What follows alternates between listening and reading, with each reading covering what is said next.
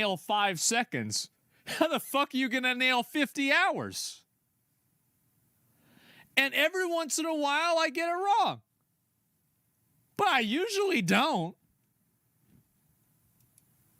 I was being way too generous with Marathon. Let me just go ahead and throw a flag on the play right now and say it outright. Marathon is one step removed from Concord. The only thing that this game has going for it is the Marathon name in a mildly interesting universe. Beyond that, this is one of the most blatant, uninspired, trend-chasing corporate pasteboard games that I have ever touched. Did you guys watch that gameplay? Like, go back and watch this gameplay again. Blatant, uninspired, trend-chasing corporate pasteboard games that I have... Jesus, bro, like... Going for it is the Marathon name in a mildly interesting universe. Beyond that, this is one of the most blatant, uninspired, trend-chasing corporate pasteboard games that I have ever touched. I would go as far to say that Dragon Age the Veilguard had more flavor than Marathon. This is factory...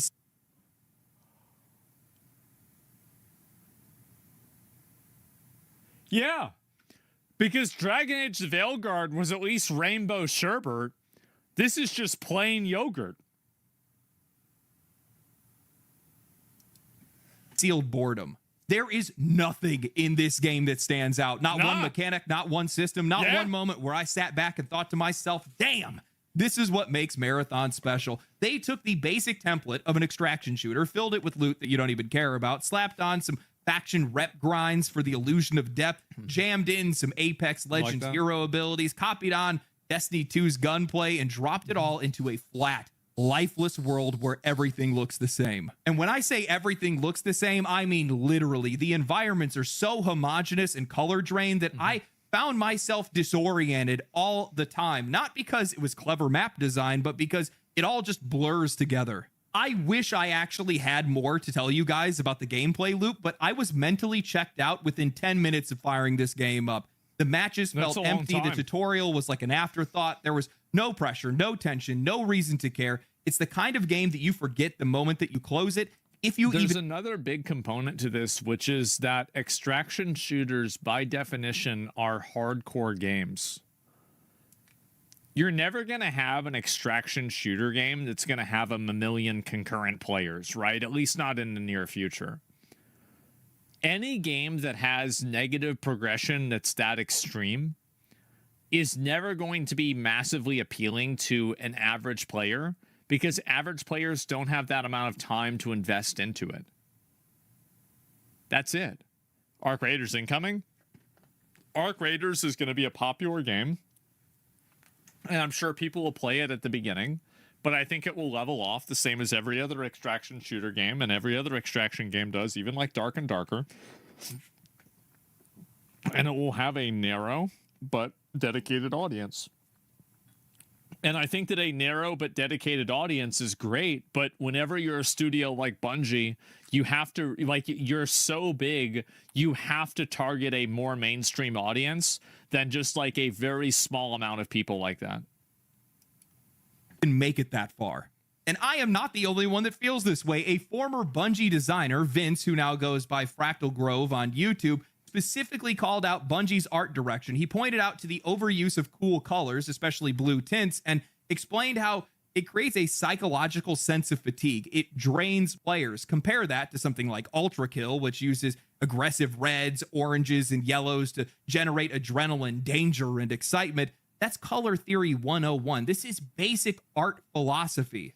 And am I the only person? I feel like both of them are fatiguing, but they're just fatiguing from different ways, right? It's like anything that just continually has the same theme constantly is just boring to watch after a while. Bungie, a studio that once helped define visual spectacle for shooters, seems to have just forgotten it. But honestly, what really... It's like you even think about, like, for example, in Halo, right? They made Halo. Think about how much different Truth and Reconciliation was than, I don't know, the maps in, like, the open on the beach, right? I mean, I think actually that's all part of the same level, like, for that example, or like the last level in the game, right? Pillar of Autumn. Yeah, exactly. Silent Cartographer. Yeah, like it's totally different spectacle, right? Totally different game. And like the vibes, like the thing is that, like, if you look at this, This is Halo 1. Let me see if I get a good image of this. Bro, this shit went so hard. I think this is the remake, I'm pretty sure. But like, this was insane how good this was, even back then. Like, you gotta remember, this came out over 20 years ago. This had absolute fucking aura. Like, do you remember driving across the bridge, like the light up bridge on the Warthog? Do you guys remember that? Yeah. It's still good. Yeah, no, it's still good. That's what's crazy about it, is it is still good. Even now. That's the difference between like graphical fidelity and art direction. Is that these games had insane art direction, and also, by the way, back then, the graphics for this game were next level. Like Halo for its time, the graphics were fucking insane. Marathon for me was just general whiplash. It's the same thing that I felt going from Baldur's Gate 3 to Starfield, from Kingdom Come Deliverance 2 to Avowed. It's that sense of expectation crash, that realization that you're playing something with no soul after coming from something that was brimming with it. Yeah. Because just before I got into Marathon, I played Arc Raiders, and that game gets it. Play it at all. The moment you step into the world, it commands your attention. It is so breathtakingly beautiful. The lighting, it looks good. It just looks good. That's it. The detail, the sound design, it all works here. You feel like an explorer that is cautiously surfacing to this hostile world. The sound alone becomes a mechanic. You crouch, listen, stop. You can hear these arc machines before you even see them, and you're avoiding fights because you don't want to blow your cover. That tension is constantly building with every single item that you collect. You're calculating your risk. Should I push for more loot? Should I break for extraction? One wrong move, a metal detector, a flock of birds, and your position is blown. You jump, you panic, you play it smart because the game is pushing you to. And Arc Raiders actually understands the audience that it's going for. It's an extraction shooter. Like, the thing is that Arc Raiders, I think, like, again, like, I watched a little bit of other people play it. I didn't play it myself. I think a lot of games are trying to recapture that vibe that the original PUBG had. Because, like, there was a vibe that the original, like, first map, third person PUBG had that I feel like no other BR has been able to capture. Tarkov, I just can't comment on.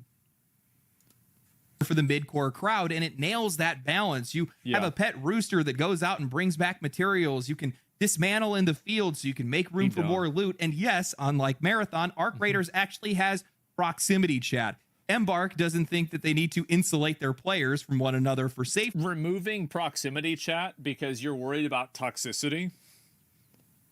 Remember what I was saying before about, like, androgynous characters? That's it. That's all you need to hear. That's all you need to hear. That's it. It's over. Game's dead. It's a soy game. It's garbage. Reasons. It's like I said before, and I'm going to say it again. If you do not include proximity chat in a game about Garbage tension game. and human interaction, you do not understand the genre that you're making. Garbage game. And you know what proves that? My experience with it. I went into a match under-equipped. I didn't have any ammo with me. I got into a firefight, used all the rounds that were in my gun, and I bluffed my way out of it by role-playing as a grizzly man with a southern tone for some reason. I have the meds and the rounds to do this all day. Walk away and I'll let you off. And for whatever reason, the other player believed me, and they let me walk away. Funny enough, I bumped into somebody else at the extraction point, and I just told them the truth straight out. I have no ammo. I'm just trying to get my quest done. They let me extract, and we ended up joining up to play the next round together. That's what these games are about. That's why people play them. Emergent storytelling, player agency, memorable moments. Now compare that to Marathon, a game where you're completely isolated in a world that's designed to be antisocial. It's ironic. Bungie helped define cooperative multiplayer in the modern era. They're the No. Bungie brought cooperative online multiplayer to the mainstream audiences with Halo 2. Halo 2 mainstreamed online gameplay. That was it. Like, you had people playing CS on PC, but like, I'm talking about mainstream. Everybody had fucking Xbox Live. That right there was the beginning. Like, that was it, bro. Like, Halo 3 was it for me. No, Halo 3 refined it. But like, think about that. In 2004, because Halo 2 came out in November 2004. Back then, even people were playing online. That's insane to think about. Literally over 20 years ago. Ones that pretty much gave us LAN parties for the most part with the Halo days. And now they're making a game that actively suppresses that connection. That speaks volumes. And it's because Marathon isn't a product of inspiration or iteration. It's a live service mold that's filled with monetization systems. It exists to chase trends. It exists to tick boxes. It exists to sell, not be played. And that's the key difference between Bungie and Embark Studios right now. Yes, Arc Raiders and the finals are live service games, but they feel like games first. Even the finals brought something fresh. The entire premise of a live service game being the problem is invented by bad video games that have cynical design systems that use live service systems that are unfun. Live service is never the problem. It's never been the problem.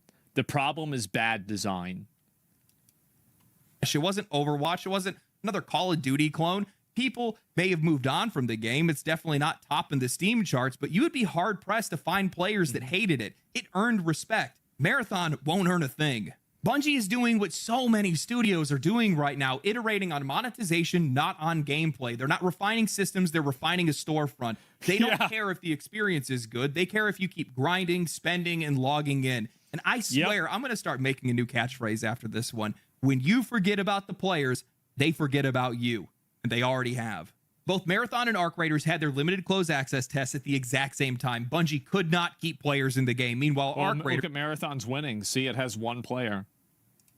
Was overflowing with demand. Marathon bled players daily. The one player was it was a lawyer from the Bungie legal department, and they were trying to find all the instances of stolen art. And the other guy that was also doing the same thing had to go home for the day.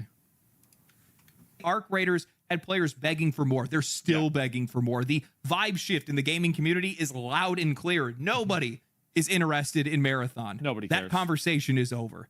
And that is not a good sign for Bungie, especially when you consider how niche this genre already is. Extraction shooters, by design, are not built for mass appeal. They are punishing high stakes and time-insensitive games, not for casual audiences who do not have a lot of time already and just want to have fun. Yet, here we are watching major studios throw their entire futures into this space, convinced that they have found the next big live service cash cow. This is not just disconnected, it is completely delusional.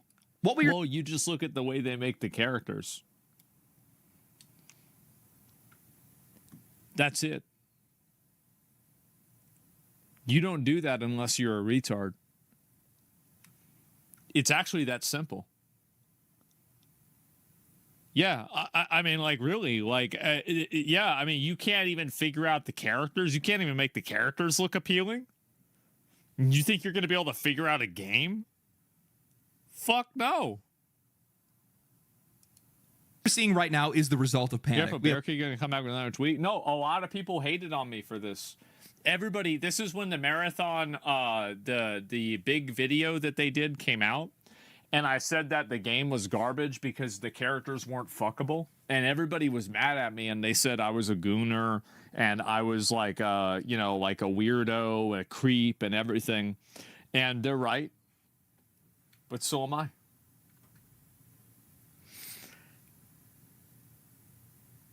Yeah, that's it. Doesn't matter. Literally doesn't matter. Like, you like, whatever insult you can give doesn't matter. I'm still right. Like, it's still true. And no amount of crying, insulting, you know, these like weird patronizing comments, not a single one of them is ever going to make a dent in that reality. Publishers that are scrambling to try to predict whatever the next trend is, trying to stake their claim before the gold rush ends, but instead of innovating or understanding what these genres and trends are, They're just pouring money into these things and making these watered down versions of games that only ever had niche appeal to begin with. And I think this is where Embark Studios really stands out, because I genuinely do think that Arc Raiders has a bright future. Not just because the game is fun, but because the team behind it is clearly smarter with their budget and more grounded in their expectations. The finals reportedly cost less than $100 million for them to make, and there is no way that Arc Raiders blew past that number by much. It's lean, it's focused, and it's built for players who are actually going to play it. But even still, I don't see the appeal here for the big publishers. This is a genre that has a ceiling. Most casual players are not going to be signing up to get dunked on in a high-stakes PvEVP gauntlet. They do not want to spend hours grinding materials, building up gear, planning for some big PvE encounter, only to get... I'm one of those people, by the way. Like, if I play an extraction shooter and then I lose my stuff, I don't want to play anymore. That's it. I just don't want to do that. Like, I even if it's my fault, like, I don't really care. I just would rather do something else with my time. Like, that's it. Like, PUBG? Well, no, because each thing in PUBG was that. Like, it was just each game was separate.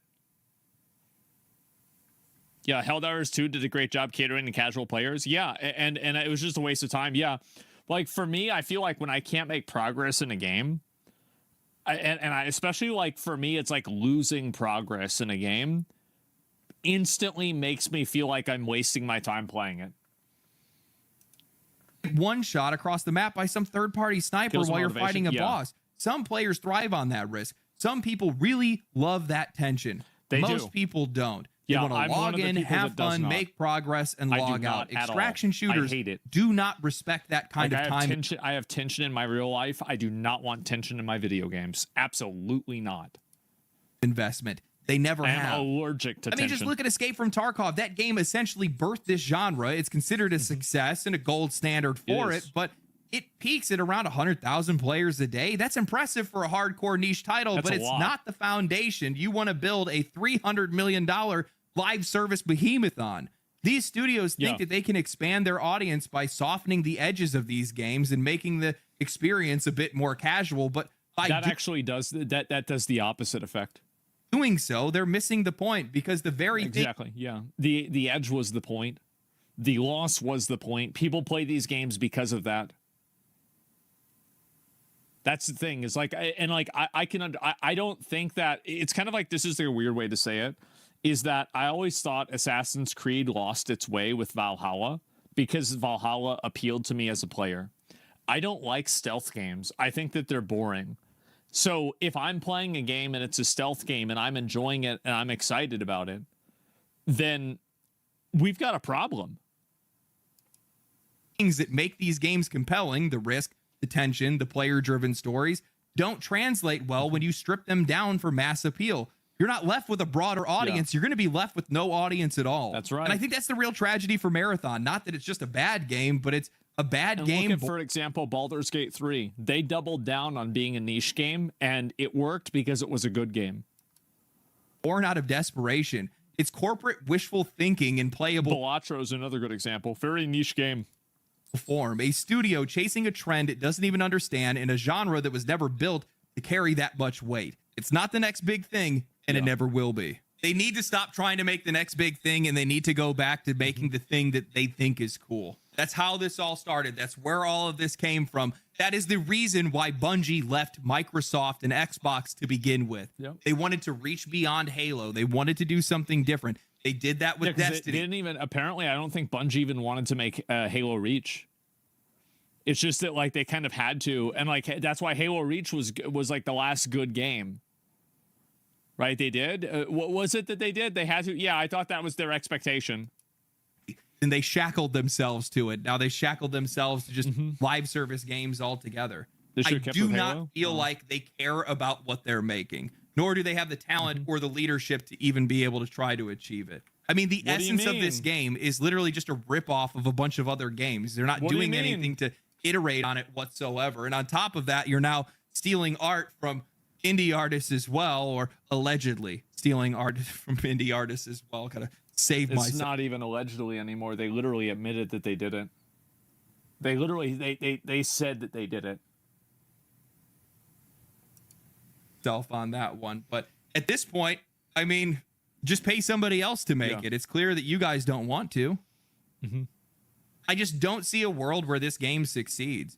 Not unless they push it back another 2 years and then approach it like it's Destiny 3. I know that sounds crazy, but these guys should be working off of their strengths. They should be making a game for the audience that they already do have. Because if they make Destiny 3, I'll play Destiny 3. I don't give a fuck about Marathon anymore. Like, I'll play Marathon when it comes out because it's like the new game that's coming out. But like, I'm not going to get into it. You get much higher buy-in from your players and also from other players as well.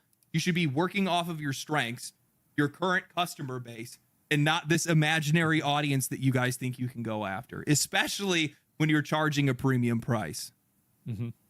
I'm sitting here and I'm like, how is nobody made a true competitor to Borderlands or The Division? It's like those two games just exist out in the ether, and there's been a couple of ones, but they've been like really knockoff kind of titles. If one of these companies actually put their foot down and made something like those games, it could do well. The only games that I know of, at least for live service games, is Once Human, which I think is a really cool concept. They have a lot of really cool stuff with that game. The game's really fun to play, but I played it. Still has a little ways to go. They got some stuff they need to work on with that. But I haven't played it for a while. Outside of that, the first Descended. I talked to the devs with that game. Like I met them. They're smart. I like them. I mean, at the Q&A for the first Descendant, the most important question that was asked was why it's a good why question. One of the female characters' toenails aren't painted. That's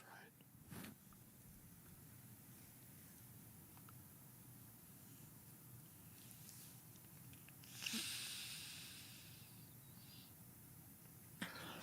The problem the first Descendant also has is that basically every single girl looks the same.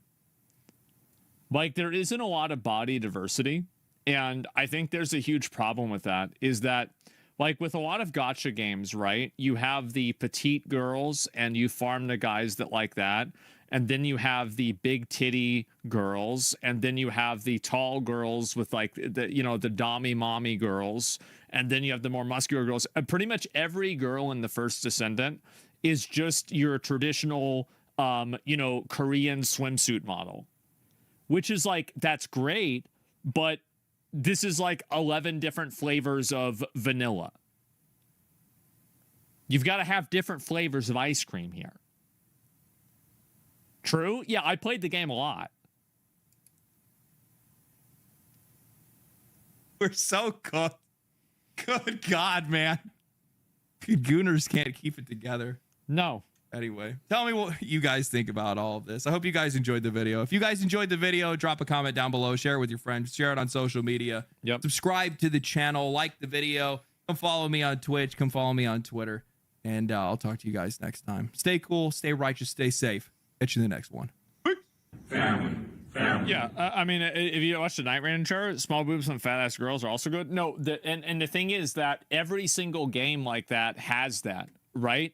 And so, like, I'll give you an example. Like, I'll link you guys a video. Like, I totally agree with what he's saying. People that think Marathon isn't cooked after this are fucking delusional. Like, this made them look so fucking bad. The game release was awful. It was originally going to be NDA. They had to take it off of NDA because of how bad the reception was. It was really not good. And I'm not seeing things improve Bungie is at cooked. all. This is like watching Marathon. a train. I'm not. I think Marathon is pretty much done. And it's been cooked since the gameplay trailer? Yeah, it has been. As soon as they started showing those characters and everything like that, people were just fucking done with it, man. Dragon Age: The Veilguard, the game that people insisted and ensured and promised that, yes, in fact, let me go ahead and look at this this tweet. This is a really funny tweet. Wait, he deleted the tweet? Basically what happened is that Dragon Age came out, and Dragon Age became a an unfortunate battleground for the video game culture war, where you had characters that were turned into effectively like modern representations of like gender politics, and in general it seemed like this game took no like every opportunity that it could to take advantage of like a current social issue. It did that in spades. And I played Dragon Age a lot, and so when I'm talking about this, I didn't finish the game, but I played it for 135 hours. About half of that probably was me just leaving the game on overnight, but I went through pretty much every character, companion, full storyline, and I almost completed the main story, but I didn't finish it out. So basically this game came out, and it came out to raving tremendous reviews. Everybody was saying this game was going to be insane. But anyway, so Jason Schreier made a tweet when the game came out, and he said, "Go woke, go oops, top the charts." And this was to make fun of the people who were talking about how like, oh, this game being woke is going to kill the game, and it's going to be, oh, this game's going to be unsuccessful, right? Well, actually, I actually don't like the game very much, but I do like seeing you chuds get dunked on. And so Jason Schreier, unfortunately, was captured by an ideology and decided to leave the element of reality. And unfortunately, we're snapping back to reality today. The sales for this game were 50% of what they were expected. The game was projected to have 3 million players, and it had 1.5 million. And also, this is players. So keep in mind, let's use some logic here, all right? We're gonna talk about logic. A company releases data from their shareholder report. Shareholder reports are meant to ensure like competence and confidence in the shareholders, right? Like they're meant to raise the value of the company and communicate the value in a way that is most beneficial for the people that are running the company. So if you look at this logic, if they said 1.5 million players and they did not say sales, that means that probably the 1.5 million players is the most positive metric that they can use that is factually true. So it would even go to assume that it was under 50% of the sales expectations. Do you see kind of what I'm saying here? Because it would be logical that in the shareholder report, they would want to report the data points that would be most advantageous to them. And so if 50% is your best case scenario, think about what the actual reality is for the sales. Game Pass beta, pre-promotional copies, yeah, think about that. Yeah, that's the best case scenario. I played it, but I refunded it. I think the game had some decent combat, and it had decent character building I enjoyed, but overall, I'm not surprised why this happened. I'll tell you that. And so we're going to look at some of the information about this, and we're going to see how the game did. So obviously, there was a lot of celebration when Dragon Age: The Veilguard first released because the game seemed to have a lot of players. It had 90,000 players, and now it's been floundering, and it has 3,000 players. To be fair, this is a single-player game, and the majority of people that would have played the game have already played the game, and they've moved on. But unfortunately, for at least them, not a lot of the people even moved in the first place. So if you go to the Dragon Age Veilguard subreddit, you'll see that you have a bunch of twit-longers and essays about justifying addressing the anti-woke crowd. The issue with Veilguard is that BioWare currently lacks an executive to true. No, it's none of that had to do. Like, there's an executive. No, this is the problem. My advice to fans: look at the game, The Identity.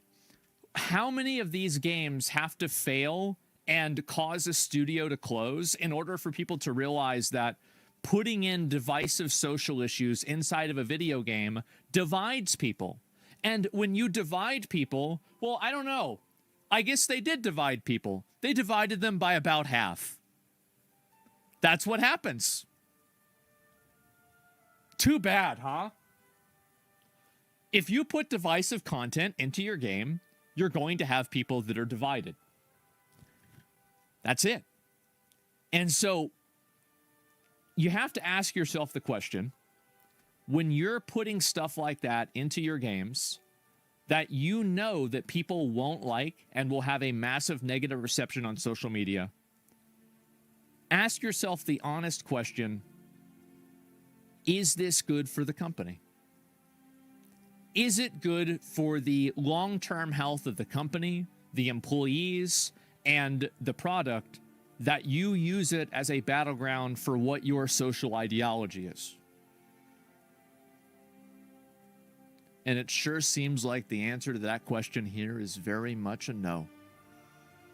So we can expect to see probably the studio that make this game get either shut down or massively resized. We're probably going to see dozens, if not hundreds of people lose their jobs. And the only thing that I have to say about it is rip bozo. You make garbage that nobody wants. Too bad. That's the way it goes. That's life. Downsizing is imminent. That's right. Make a bad product, people don't buy the product. Imagine that. Game director already left for Green. Yeah, she roached out so fast. She's already gone, and they're not even hiring anybody for the studio. That means that they're basically going through the motions of getting rid of it. So yeah. EA shares dropped by 15%. Oh, let's take a look at that. EA stocks. Huh. That's pretty bad. Yeah. Yeah. That's almost as bad as Trump coin. Ooh. Ooh. Ouch. Eesh. You don't like seeing numbers like that, boys. Not so good. When was Veilguard released? I don't remember. It was like a few months ago, right? Probably somewhere around here, right? Yeah, I don't know. But either way, yeah, massive fucking failure for EA, and it's going to cause. See, if you lose, think about that. You're losing 28% of your money. That means if you had $10,000 invested in EA, now you have $7,500 invested in EA, right? Well, actually, a little bit less than that. About $7,000, or to be completely accurate, $7.11 or $12,000. So yeah, it's a huge amount of fucking money that you're losing. Okay, guys, massive amount of money that you're losing, and so that's basically what happened. Thank God. And I hope that this serves as a lesson to a lot of the other game developers that when you do something like this and you put content out there, and your game sucks, you're going to be out of a fucking job. They've ruined so many games. Yep, that's right. So Dragon Age Veilguard has just cost investors 20% of their money. Not direct. No, I'm sure there were other confounding factors, but it was definitely a very big factor. And so Jason Schreier with the, go woke, be the top of the charts. Well, I guess that's not what happened. It's certainly not. And apparently he even deleted the posts that he made talking about this. Now, I like Jason and I respect him as a journalist, but I think that he's gone too far with thinking about this stuff. And I think that a lot of these like social issues have caused people to lose their objectivity, and they've made people accept realities that simply do not exist. And I think that in the process of that, you see a lot of people that have genuine talent and genuine like ability to do good. You see them basically gaslight themselves into living in a false reality. I think Jason is one of those people. So, do you ever plan to retire? Do I? I don't think so. Jason chose a bad hill to die on. Yeah, well, it's not him that's dying on it. It's Dragon Age, and it killed itself. How do you think Veilguard will be remembered in 10 years? It will be remembered as a game that was a turning point for video games using social issues inside of the game. I think that you are insane if you think that the executives that are running video game companies don't see this and they don't look at all the negative reviews and negative sentiment and think to themselves, holy fucking shit, we need to stop doing this. Like, absolutely they are. Yeah, I think that's on Concord. Well, in general, right? But it's a cautionary tale. And also, and that's if it's going to be remembered at all. Because you have so many other games that are even bigger failures like Concord. So maybe people won't even think about this game at all. Actually shooting yourself in the foot? Well, apparently they shot themselves in the head because it looks like the studio is probably going to get totally shut down. They paused all hiring for the entire studio, and all those people are going to be out of a job. That's it. And so let's go ahead. We'll look at a few more posts about this and look into it. Let me see if I can find any more of these. Where is the rest of it? I think there's a couple of other tweets that I did not see, but let me go back and I'll find it real quick. Yep. There we go.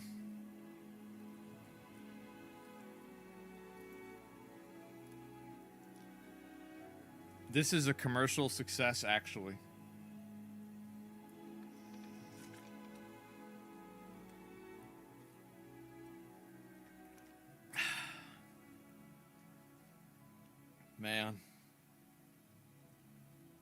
Man. That sucks. It still didn't sell well? So, for context, just so you guys understand how much of a generational failure this was,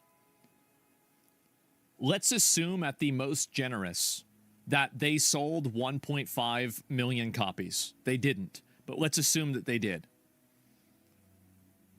That is almost 1/10 of the sales, or sorry, a little bit more than 1/10 of the sales that Dragon Age Inquisition had. And before you go and tell me that, oh, well, it came out a long time ago, do you really think that it's going to get 10 million more sales in the next 10 years? What are we talking about? Of course, that's not going to happen. So, Inquisition wasn't even that good. Well, it was certainly a lot better than this. And that's what's happened. Deconstructing a notion of a commercial success. Well, here's the reality. A lot of journalists looked at this game as a cultural battleground, and they defended it without thinking and without any degree of rationality or common sense. So what ended up happening is that they were defending a product and defending something that nobody actually wanted, and they damaged their own credibility. I don't know how it was possible for journalists to cut their credibility in half, because I thought you couldn't divide by zero. But somehow they've managed to do it. And they are even less credible than they were. And it keeps happening over and over and over. It's a return to form. Yeah, it is. The form is being a corpse. Go woke, go broke. He went private a few months ago. His last posts on X are from November 2024. He's moved over, so now he's posting only on Blue Sky.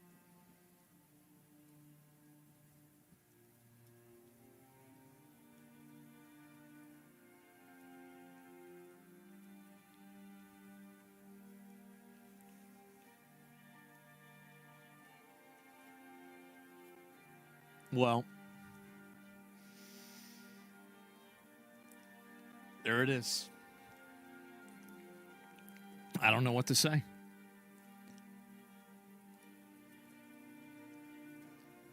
It's so fucking funny. So funny to me. He roached out at Twitter, man. He did. I gotta get out of here quick. Yeah, EA, and to be fair, I think he did report on this himself and talk about it. I'd have to go back and look and see. Yep, no longer on Twitter. Man. What's he saying on Blue Sky? Nothing. Guys, it didn't happen. This is free real estate for me. I love it. I do too. I think this is amazing. Because, and I also want to say, and this is absolutely me talking about the fact that I was right about everything. This was my original numbers for sales. And the number that I used for my estimation for how many copies this game sold was exactly accurate. And do you know why? By the way, do you know why I was able to do that? I'm not a wizard. I don't have a crystal ball. I don't have a Palantir. I can't see the future. But I know how data works. And I know how to extrapolate data and expand it based off of a representative sample. And if you've taken, I don't know, 2 classes in college, fuck, I'm pretty sure high school has a class in this. It's so easy to do. It's so simple. And people were giving each other the runaround because nobody can do math. It's embarrassing. Then apply common sense. Yes, of course. You base too much on SteamDB? Well, if I base too much on SteamDB, and I've been accurate with every prediction that I've made based off of SteamDB, I don't think that I do. I got lucky? Well, man, I sure do get lucky a lot, don't I? You were being honest, they weren't. That's true. And that's also, see, you know what? That's the bigger point.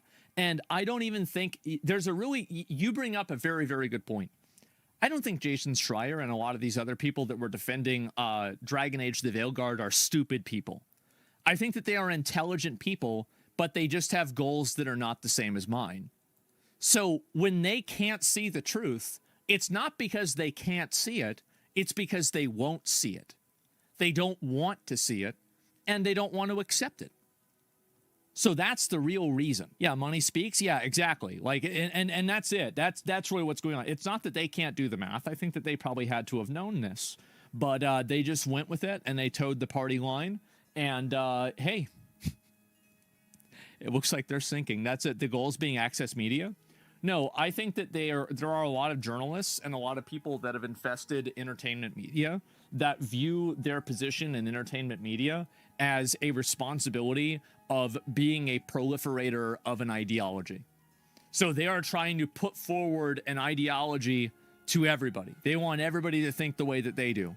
And so what they do is they take instances of that ideology like existing and they make it look like it's better than it is. This game got a 9 out of 10 from IGN.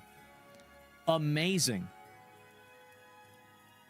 Guys, I think we really need to sit down and have an evaluation of who's writing and who's making these decisions. Because this is so distorted that, and I hope IGN hears what I'm saying here. IGN is probably the best gaming website right now on the internet. I think IGN has a lot of problems, but it's the best one. You are taking your credibility and somehow you are dividing it by 0, and it's working. If you look at these different websites, actually, I'm not going to pull it up on Google Trends. Every single one of these gaming journalism websites is totally fucking dying. And they are like at 10% of the relevance that they had 10 years ago. I'm not even kidding you. You can look it up and check the trends for yourself. Look at Polygon, Kotaku, IGN, any of them, PC Gamer, etc. You guys need to stop pushing bullshit. Because pretty soon there's not going to be anybody left to push bullshit to. And it's happening. Every single one of these times where you review a game and then the game is bad and people don't like the game, you know what happens? People take you less seriously and they think that you're stupid. Do that enough times and people stop listening. Here's the big thing that I think a lot of people need to understand. Do not put divisive political issues in video games. Your opinion of what is divisive is not relevant. What people's opinion of what is divisive is relevant. Anyway, so this is what's happened. Dragon Age Veilguard was a colossal failure. A massive... I do think that people will look back on this and say, man, maybe we shouldn't make games like that anymore. Avowed subreddit. Avowed subreddit labeled us as racist subreddit boys.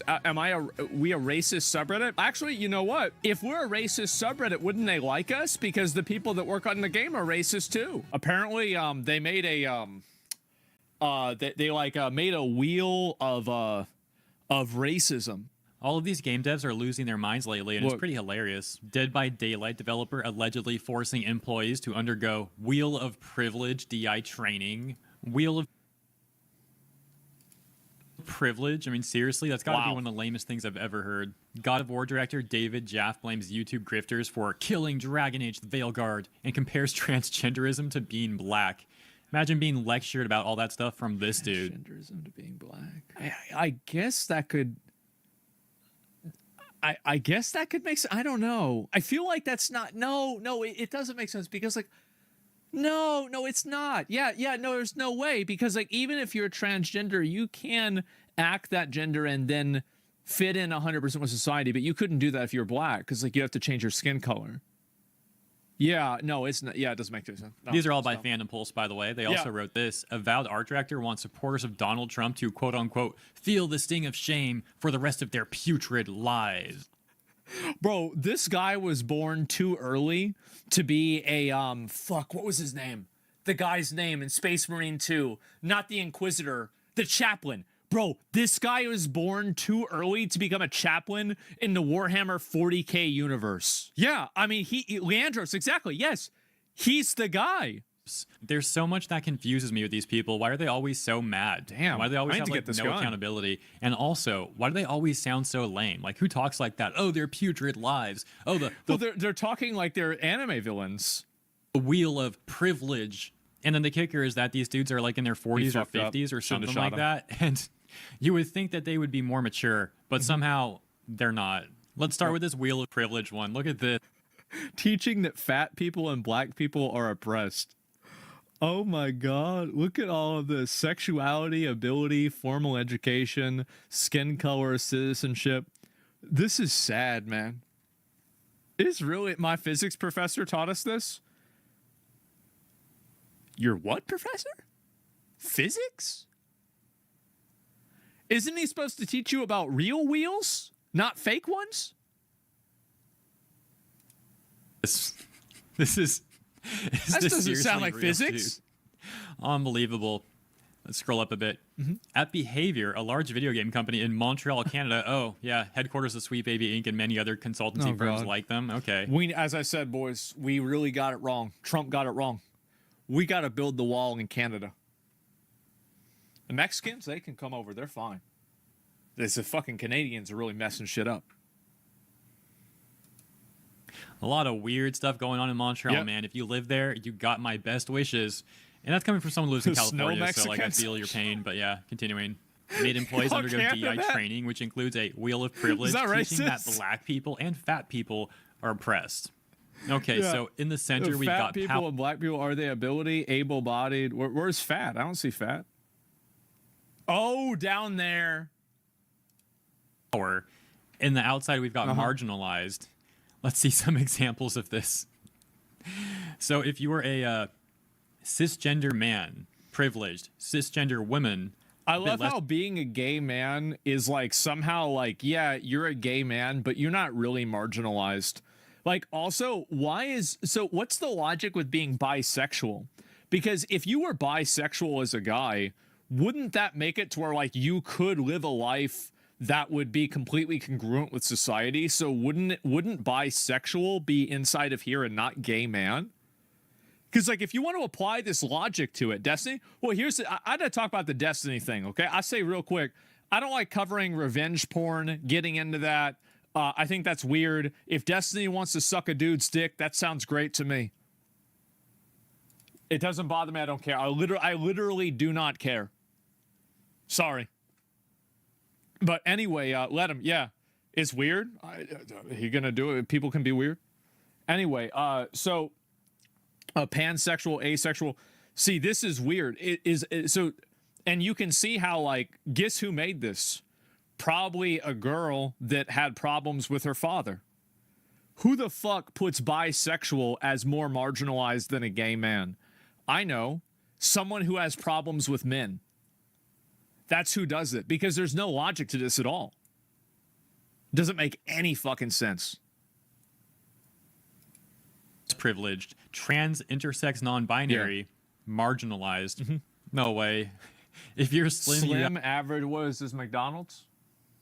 No, it's the people that go there. Of power.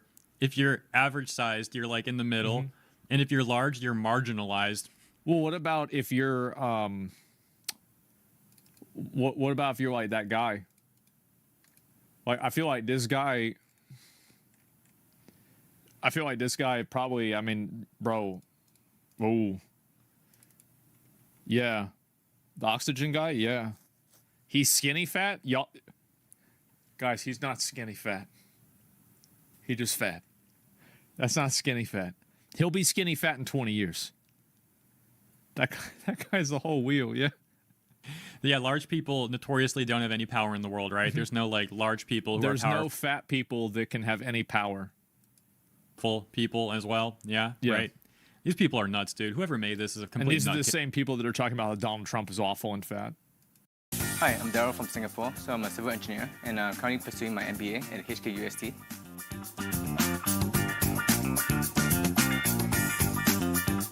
So choosing the UST MBA program was a no-brainer for me. So firstly, UST is renowned for its strong emphasis on innovation and entrepreneurship, which aligns perfectly with my career aspirations. So compared to other universities, UST is relatively young. So I believe that this youthfulness means it is unencumbered by tradition and has greater flexibility to innovate and adapt to evolving demands. So I see this as a reflection of myself and want to embody the same spirit as I progress in my career and personal life.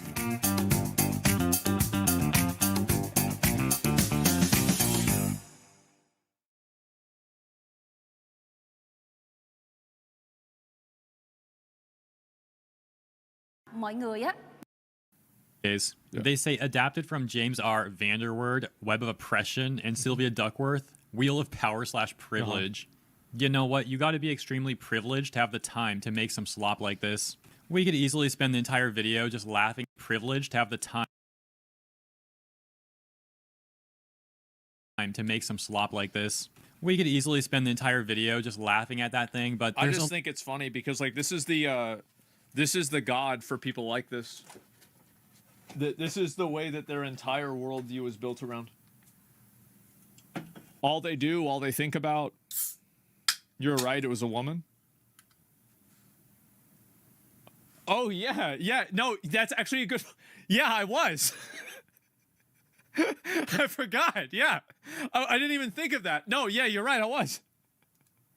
To make some slop like this. We could easily spend the entire video just laughing at that thing, but there's a lot of stuff I want to cover in this one. Keep in mind, though, that that's apparently being used by the developers of Dead by Daylight, that being Behavior Interactive. Once again, in their apparent diversity, equity, and inclusion, that being DI training, which you can see here in the top left of the image. And so Fandom Pulse continues talking about that Duckworth person who was credited, saying, in a post to Instagram in August 2020, Duckworth explained the wheel. Oh, great. Here we go. Wheels like this help us visualize what the term marginalization means. The further you are from power, the more marginalized and powerless you are. Why would anyone want to listen to this person? Why would you want some, like... What a surprise that it's another upper middle class liberal white woman who's creating a power ranking tier list for all of the other groups of people in the world. I can say it. I'm white. Guys, I want to say, all you guys of Hispanic, Latino, Black, Asian, I'm sorry. I don't know why we keep doing this. I don't know why. I don't know where these people are coming from. I don't like them just as much as I don't know where the fuck. Yeah, it's a formal apology from the white community, yeah. And powerless you are. Why would anyone want to listen to this person? Why would you want some, like, random weirdo to tell you, oh, you're so powerless, you're so marginalized, you need our help? And so apparently Sylvia, according to what seems to be her website, is an award-winning teacher from Toronto, Canada, with more than 30 years teaching experience in the classroom. On her Instagram, it looks like she's made a number of what seems to be children's books. She's got smash hits like... Trans people exist in the future? So you're saying they're not real now? I feel like, I mean, I don't know. I feel like that's kind of... Trans people exist in the future. What does LGBTQIA+ stand for? And talking about racism... Then she's also... Why is it that lesbian and gay are two separate categories? So, like, can women be gay? Or can they only be lesbians? I feel like the only reason I could see it logically making sense is for searching for porn. That's the only time I could think like, okay, this is why it would make sense that there's two different ones. Because like you don't want to accidentally look for the wrong thing. Because other than that, I mean, I really couldn't say, I feel like it's the same thing. LGBTQIA plus stand for. Yeah. And talking about racism. Then she's also got posts like number this. Of mass shootings in the U.S. between 1982 and February 2020 by a shooter's race or ethnicity. Excuse me. Who should we be more afraid of? We should be afraid of white people. Okay. Who should we be most afraid of? Looks like she wants people to be terrified of white people or something. Right. Well, you know what? And she's white. She's actually doing a pretty good job of making me terrified of her. I would be terrified. Like, yeah, absolutely. Ignorant about population percentages.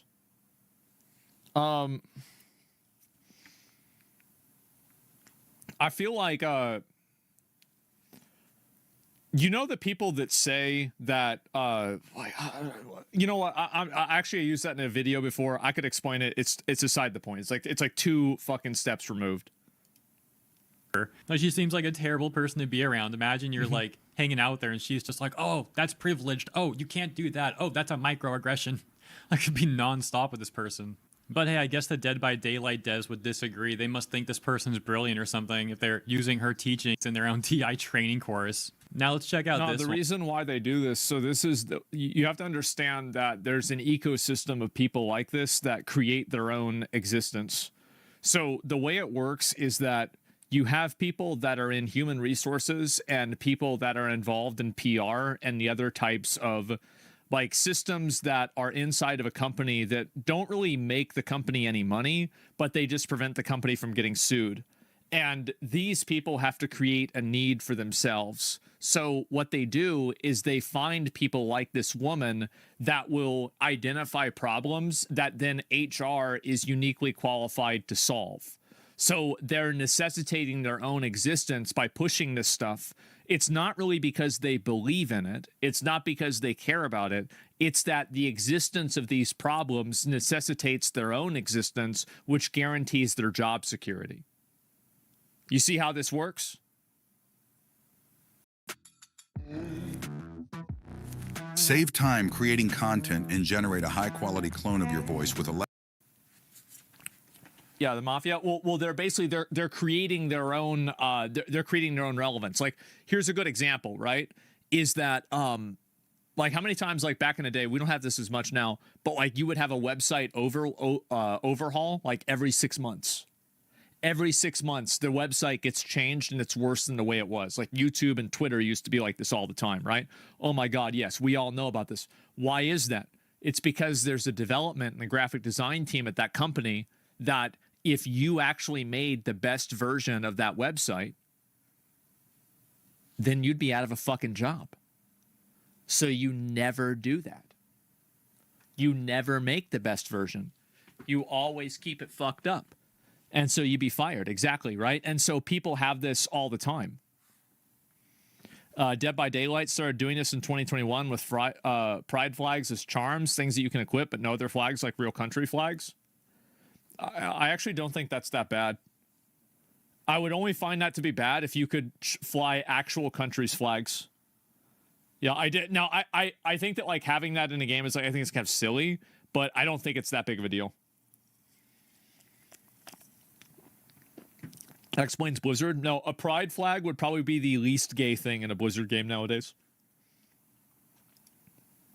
Avowed art director wants supporters of Donald Trump to feel the sting of shame for the rest of their putrid lives, says this guy apparently. And Avowed is that game set to release in February 2025, action role-playing game by Obsidian Entertainment. Yeah, we've seen in a post to Blue Sky ahead of the elections in the U.S., Matt Hansen reacted to a post from Thane Greenwood, who wrote, Jesus Christ. I also firmly believe that we need to... This guy needs to be a chaplain for the Space Marines.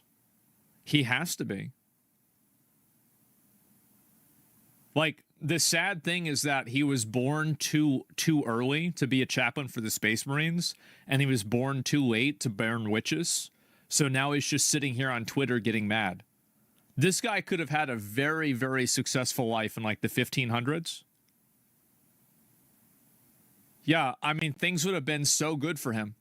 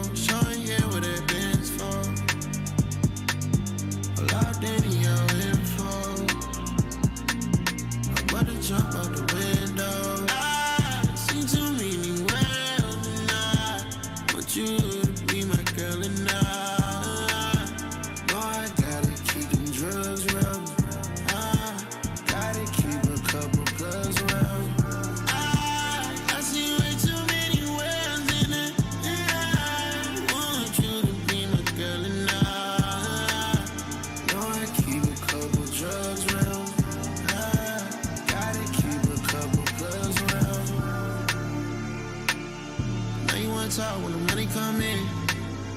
Niggas went bad, they going outside, they never gon' win. I been going like 10 for 10. Get it on movie, get it on film. Get it on movie, get it on film. Pull my coat way above the brown. I wanna got the cup with the all white trim. Finna go and dunk way above the rim. Good and nice, it was hard to flip. Niggas been lit when the heart they hit. I ain't think twice whenever I get it. I was going shice with the all black fitted. I was going shice in all black. I was on 10 when you call back. Had to think twice and you fall back. I hit a mean licking, it was alright. I was going shice in all black. I was on 10 when you call back. Had to think twice and you fall back. I hit a mean licking, it was alright. I seen too many worlds and I want you to be my girl and I know I gotta keep them drugs around. Gotta keep a couple plugs around. I see way too many worlds in it. I want you to be my girl and I know I keep a couple drugs around. Gotta keep a couple plugs around. Heroes are inspired, emerging only when needed, revealing themselves to the world in a moment marked by the realization of their ultimate destiny. With backs against the wall, they ascend the winding path of their own fate, barely knowing the ledge, despite coping with living a whole life as two halves.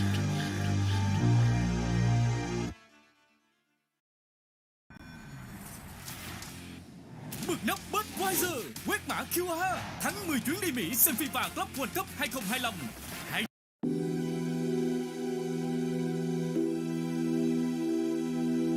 Honorable C note. CBD. Metro.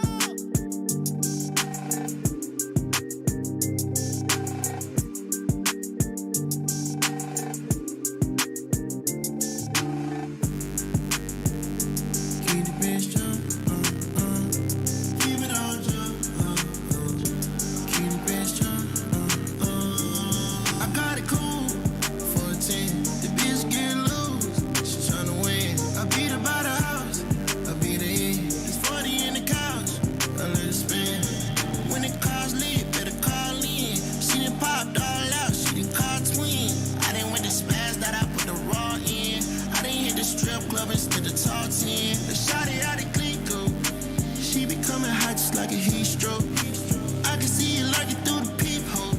I'm stacking different money type of seat notes. I'm talking seat notes, nigga hit seat notes. You spend what you want and you get what you want. I guess you got what you wanted. You're hitting the pole and you give it your all and you keeping it honest.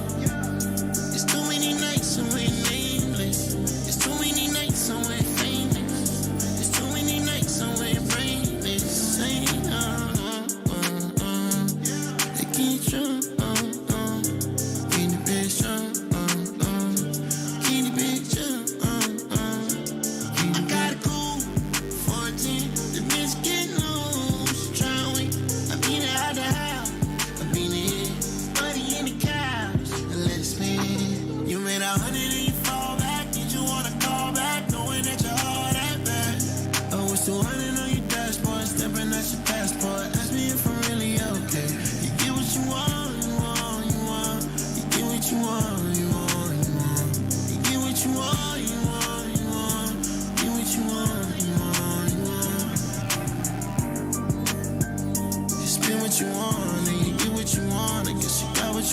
want it.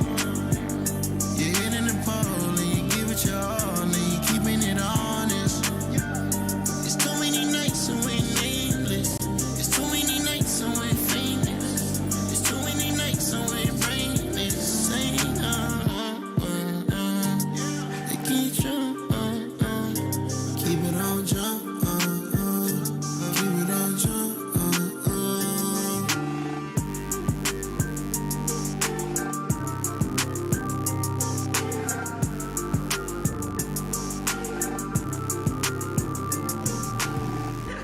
Take up another whenever you ride with me. It ain't like I'm asking you to ride for free. From trapping to rapping, need to be proud of me. I got the studio and throw parties. Money coming too fast, I can't slow down. Feel like I'm running from my past, I can't slow down. So many nights about to crash. Now I'm buying the foreigns all cash. Ratchet bitches wanting Frenchies, not Philippe. That's the type that put me in my mood. She know that I'm out, but she come cool for me. She know how to put me in my groove. I know it's a lot that you can learn from me. It's just one thing that you gotta prove. If you gotta walk with just to ride for me, I might need an extra for the two. Gotta keep my distance, they surrounding me. I'ma need an extra for the two. They might have to go and build a house for me. I'ma need an extra for the crib, same size as the Galleria. Spanish model with me, call her senorita. I done fell in love with a hood girl. She be putting syrup in her margarita. Buy my college vibe a brand new Birkin. Oh God. On the weekend, she be twerking. Take a shower in the Maybach, it got curtains. Leave your phone in your purse, you making me nervous. Saint Laurent done fresher than detergent. I be clean. Got a crush on this waitress, hoe she serve me. Not me. Porsche headlights on, Kermit the Frog. Michael Vick, number 7, I'm a dog. Big dog. Ratchet bitches wanting Frenchies, not Philippe. That's the type that put me in my mood. She know that I'm out, but she come cool for me. She know how to put me in my groove. I know it's a lot that you can learn from me. It's just one thing that you gotta prove. If you gotta walk with just to ride for me, I might need an extra for the two. Gotta keep my distance, they surrounding me. I'ma need an extra for the two. They might have to go and build a house for me. I'ma need an extra for the. We done did so much around the law. Stay up to forget about what I saw. Powers keep increasing by the bar. Shit don't make you sleepy after all. Shopping in my closet, not the mall. Opening my mouth a disco ball. I extended marble on the wall. I've been into designing it all. Water down the eyes, Niagara Falls. Got too many numbers for you to call. Made too many ways for you to cross. Now we looking down and we ball. Ratchet bitches wanting Frenchies, not Philippe. That's the type that put me in my mood. She know that I'm out, but she come cool for me. She know how to put me in my groove. I know it's a lot that you can learn from me. It's just one thing that you gotta prove. If you gotta walk with just to ride for me, I might need an extra for the two. Gotta keep my distance, they surrounding me. I'ma need an extra for the two. They might have to go and build a house for me. I'ma need an extra for the.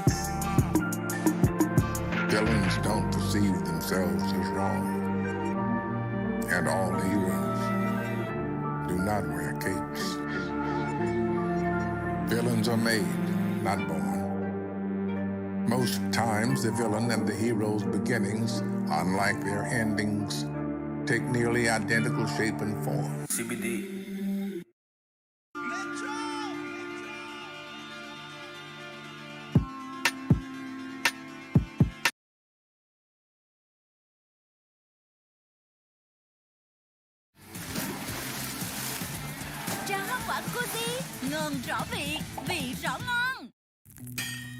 Every sword has a story.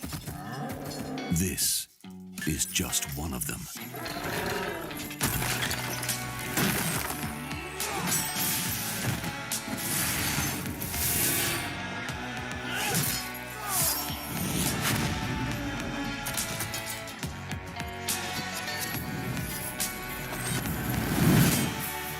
Forge your destiny in Albion Online.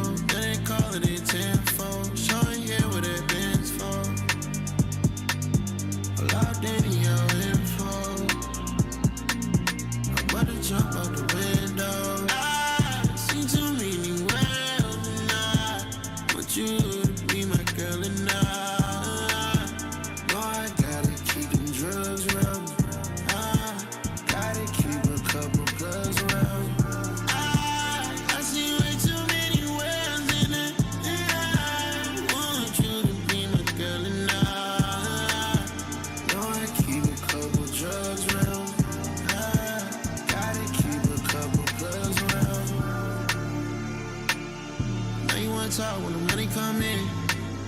Niggas went bad, they going outside, they never gon' win. I been going like 10 for 10. Get it on movie, get it on film. Get it on movie, get it on film. Pull my coat way above the brown. I wanna got a cup with the all white trim. Finna go and dunk way above the rim. God and nice, it was hard to flip. Niggas been lit when the hard they hit. I ain't think twice whenever I get it. I was going shice with the all black fitted. I was going shice in all black. I was on 10 when you call back. Had to think twice and you fall back. I hated me licking, it was alright. I was going shice in all black. I was on 10 when you call back. Had to think twice and you fall back. I hated me licking, it was alright. I seen too many worlds and I want you to be my girl and I know I gotta keep them drugs around. Gotta keep a couple plugs around. I see way too many worlds in it. I want you to be my girl and I know I keep a couple drugs around. Gotta keep a couple plugs around. Heroes are inspired, emerging only when needed, revealing themselves to the world in a moment marked by the realization of their ultimate destiny. With backs against the wall, they ascend the winding path of their own fate, barely knowing the ledge, despite coping with living a whole life as two halves.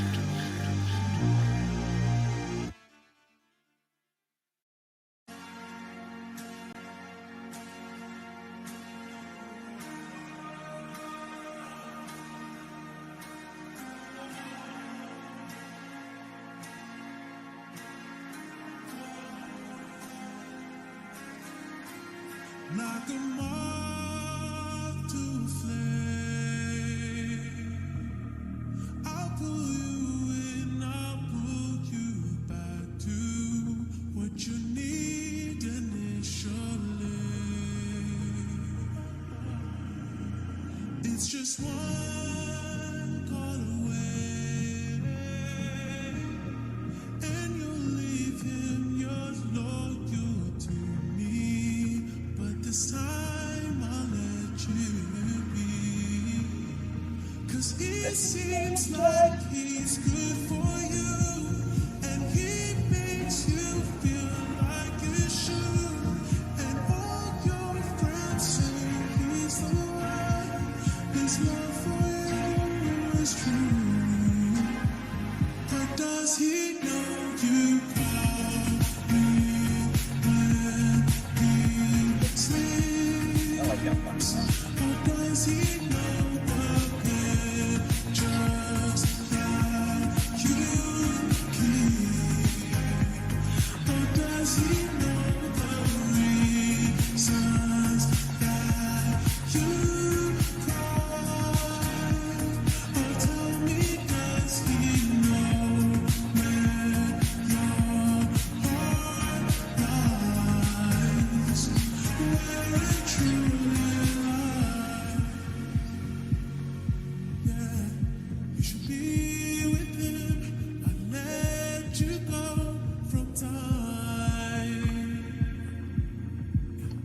You should stay with him, 'cause he seems like he's good for you, and he makes you feel like you should. And all your friends say he's the one. His love for you is true. But does he know you call me when he sleeps?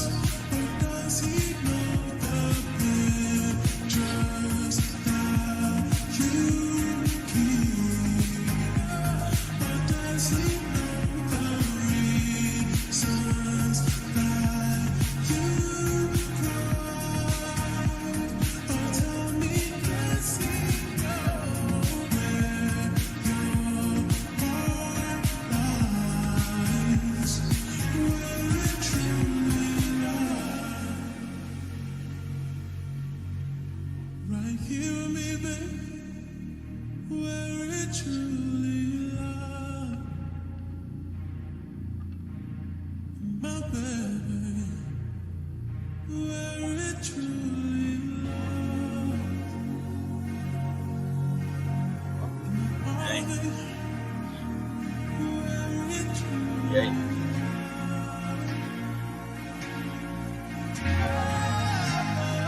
Alo. Alo. Có gì không hả? Đặt sao?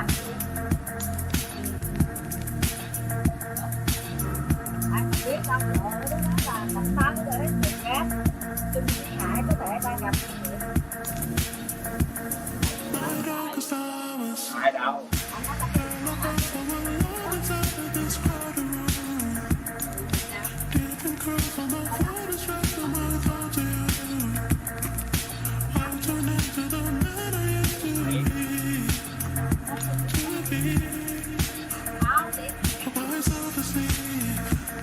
Rất có thể là anh Hải bây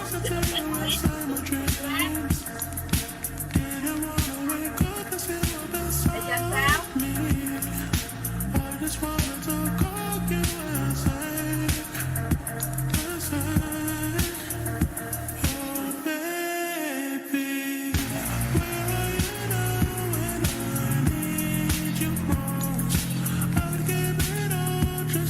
Dạ.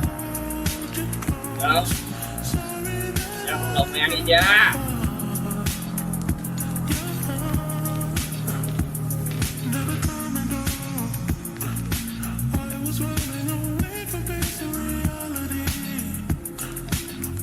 Rồi. Gì đúng rồi dạ.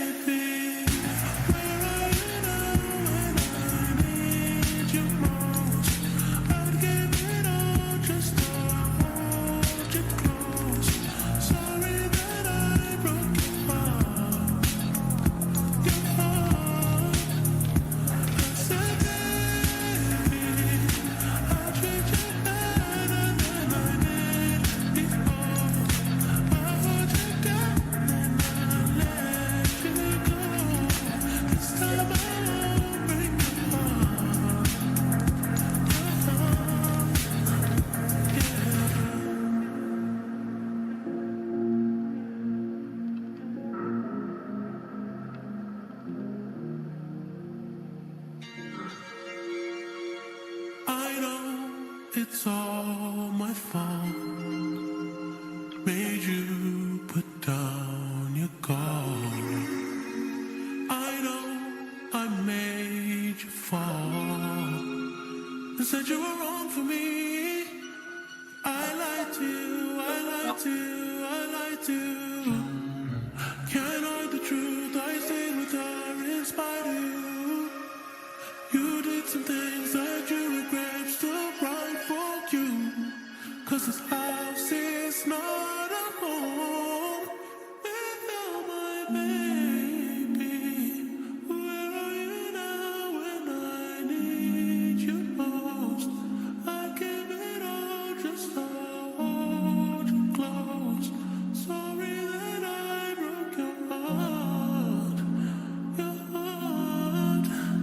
And I said, baby, I'll treat you better than I did before.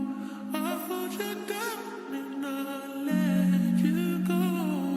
This time I won't break your heart, your heart, no.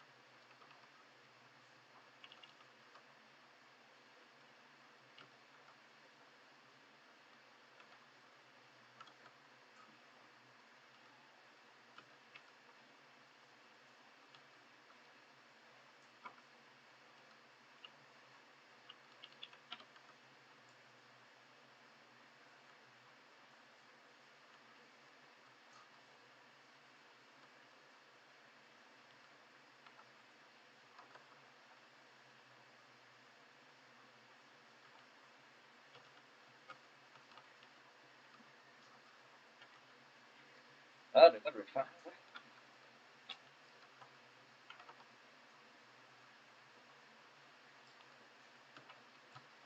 Bự này. Rồi ra vẻ hết nguyên người.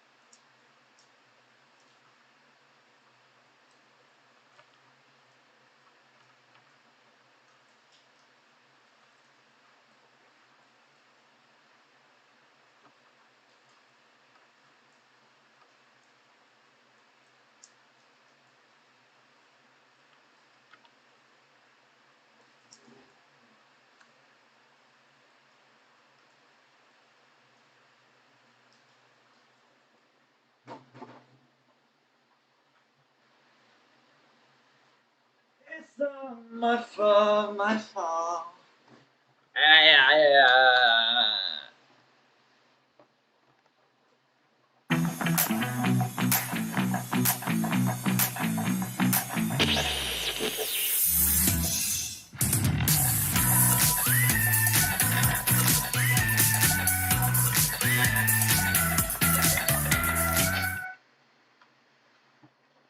Once upon a time.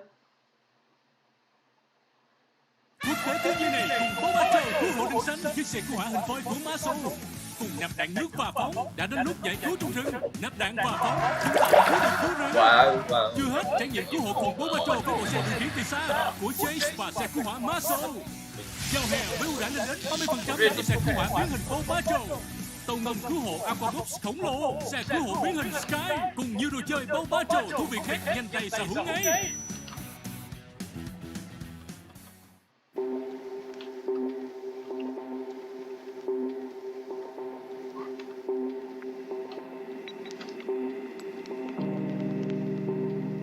Thought I almost died in my dream again. Fighting for my life, I couldn't breathe again. I'm falling into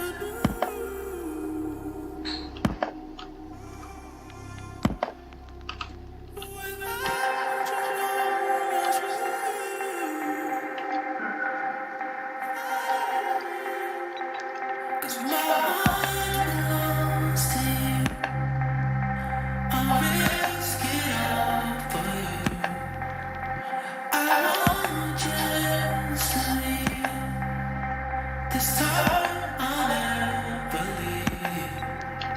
I wanna share babies, protection we won't need. Your body next to me is just a memory. I'm falling in too deep.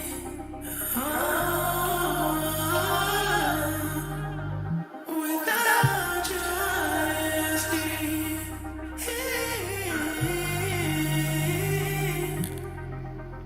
It's on the elderly. Talk to me. Without you, I can't breathe.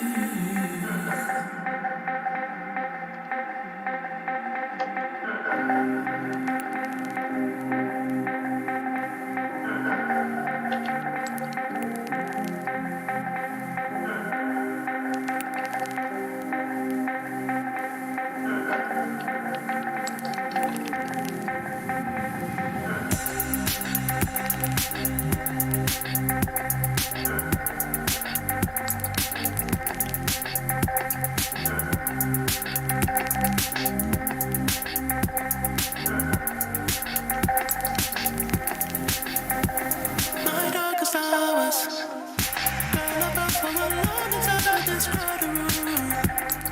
Different curves on the floor to stress my thoughts to you.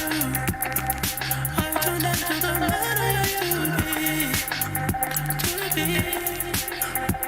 Put myself asleep, dressing like a necklace to take you inside my dreams. Didn't wanna wake up and see you inside me. I just want to call you and say, oh baby, where are you now when I need you most? I gave it all just to hold you close. Sorry that I broke your heart. Never let me go. I was running away from this reality. Wasting all my time loving my fantasies. Spending my to compensate. Compensate. 'Cause I love you, baby. I'll be living in heaven when I'm inside you. It was just like a blessing when I'm inside you. I'll let you go again.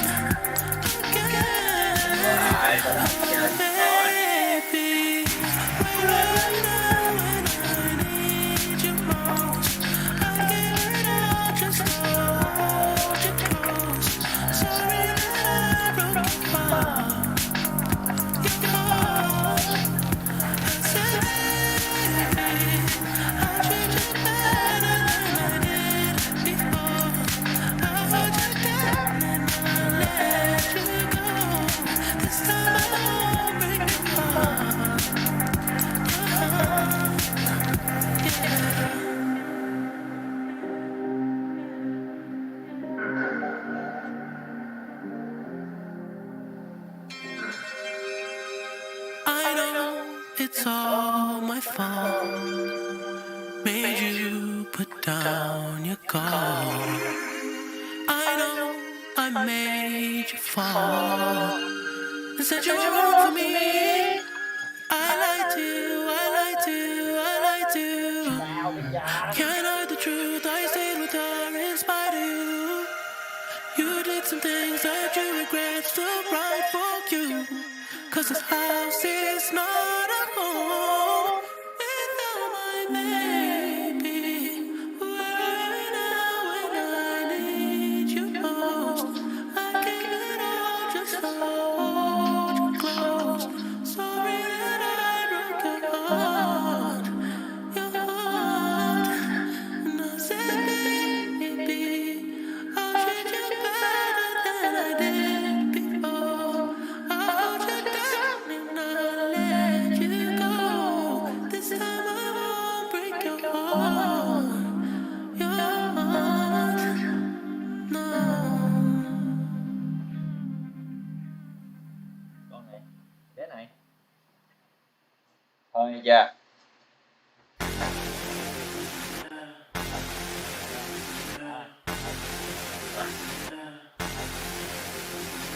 Your man on the road, he doing promo. You said keep our business on the low. I'm just trying to get you out the friend zone. Cause you look even better than the photos.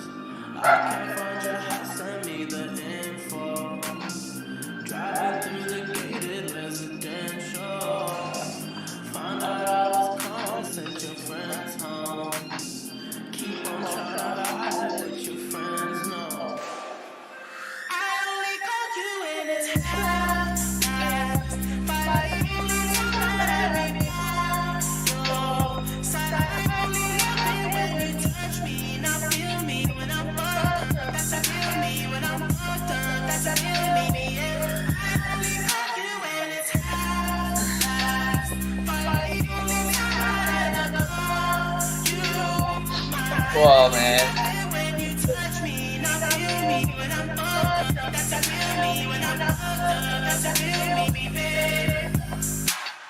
I'ma let you know and keep it simple. Trying to keep it up don't seem so simple. I just fucked 2 bitches before I saw you. And you gon' have to do it at my tempo. Always try to send me off to rehab. Drugs got me feeling like it's decaf. I'm just trying to live life for the moment. And all these motherfuckers wanna realize I only got you when it's happening.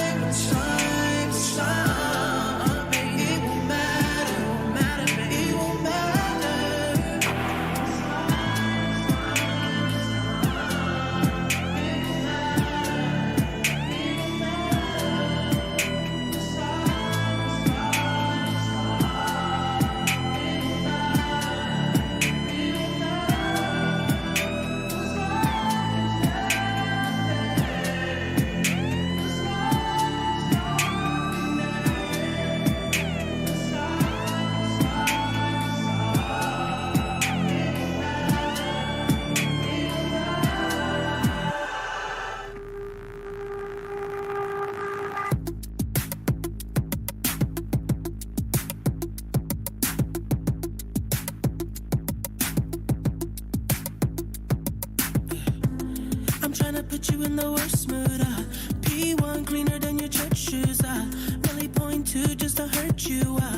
All red lamb just to tease you. None of these toys on lease to.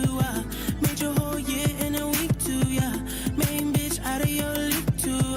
Side bitch out of your league too. House so empty, need a centerpiece. 20 racks a table come from ebony. Cut that ivory into skinny pieces. Then she clean up with her face, man, I love my baby. You talking money, need a hearing aid. You talking about me, I don't see a shade. Switch on my side, like to any lane. Switch on my core if I kill any pain.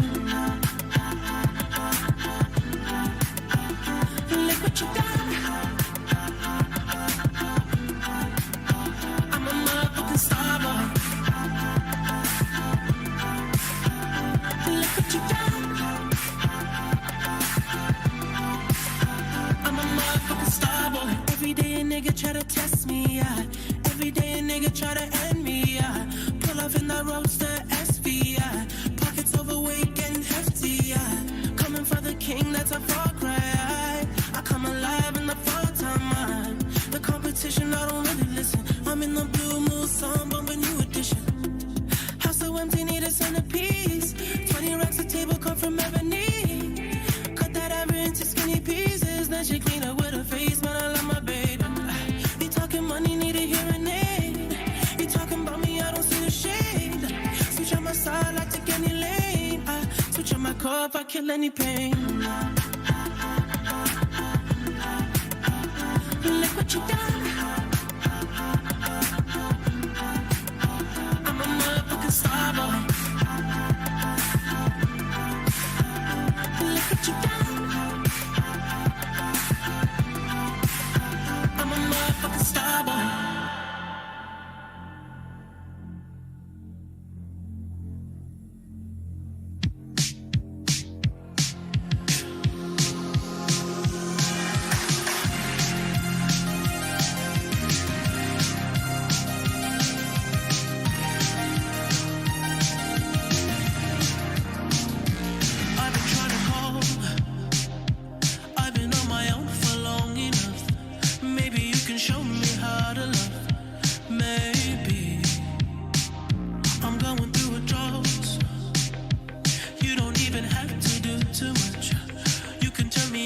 Just a touch, baby.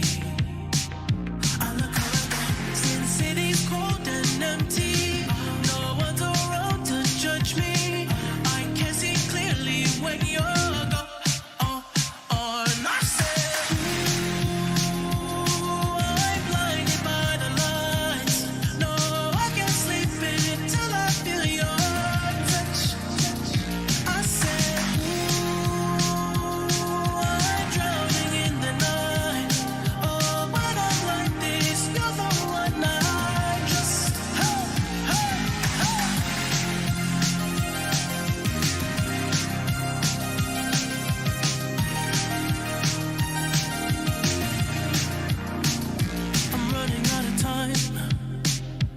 I can see the sun light up the sky, so I hit the road in overdrive, baby.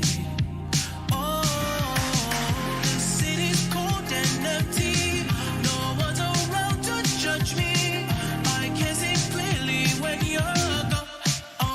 And I said, ooh, I'm blinded by the lights. No, I can't sleep until I feel your touch. I said, ooh, I'm drowning in the night. Oh, but I'm like this, you're the one I just coming back to let you know. I can never say it on the phone. They'll never let you go.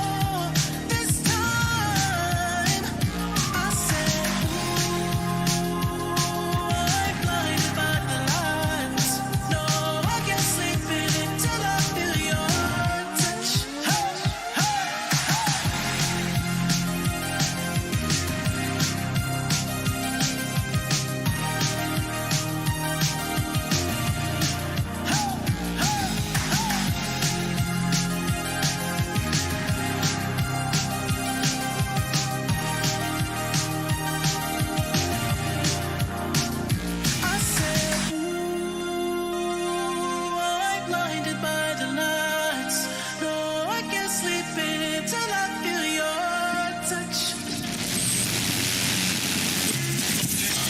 You are now listening to 103.5 Dawn FM. You've been in the dark for way too long. It's time to walk into the light and accept your fate with open arms. Scared? Don't worry. We'll be there to hold your hand and guide you through this painless transition. But what's the rush? Just relax and enjoy another hour of commercial-free music on 103.5 Dawn FM.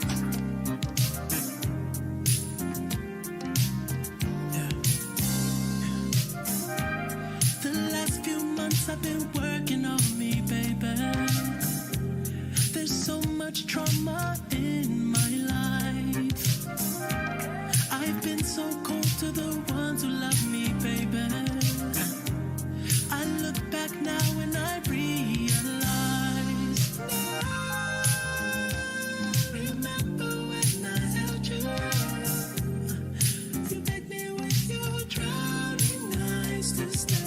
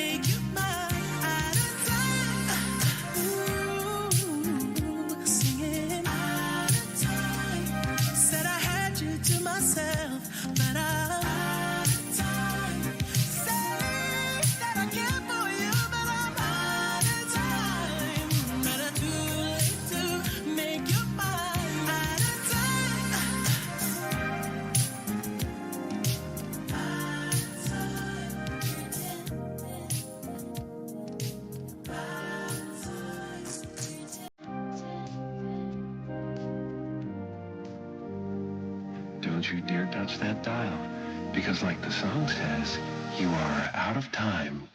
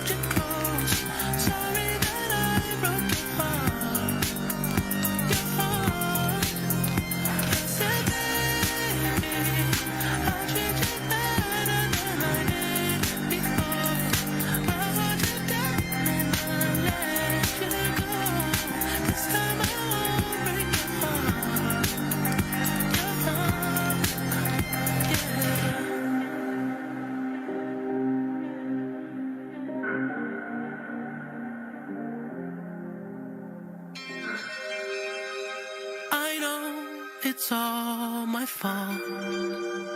Made you put down your guard. I know I made you fall. And said you were wrong for me. I lied to you, I lied to you, I lied to you. Can't hide the truth, I stayed with her in spite of you. You did some things that you regret, still right for you. Cause this house is not a home without my baby. Where are you now when I need you most? I gave it all just to hold you close. Sorry that I broke your heart. And I said, baby, I'll treat you better than I did.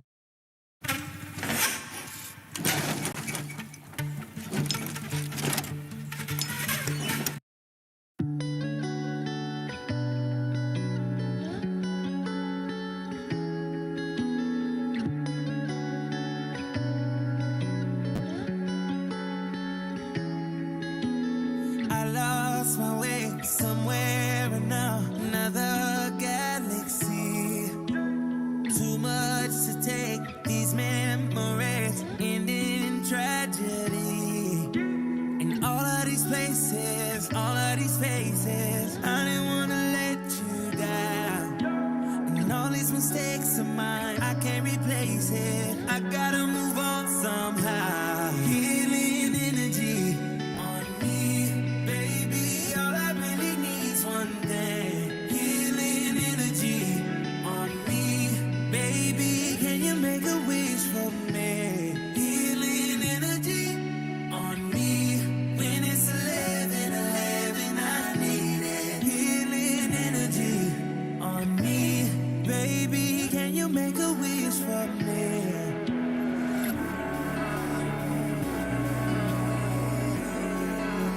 11:11, oh.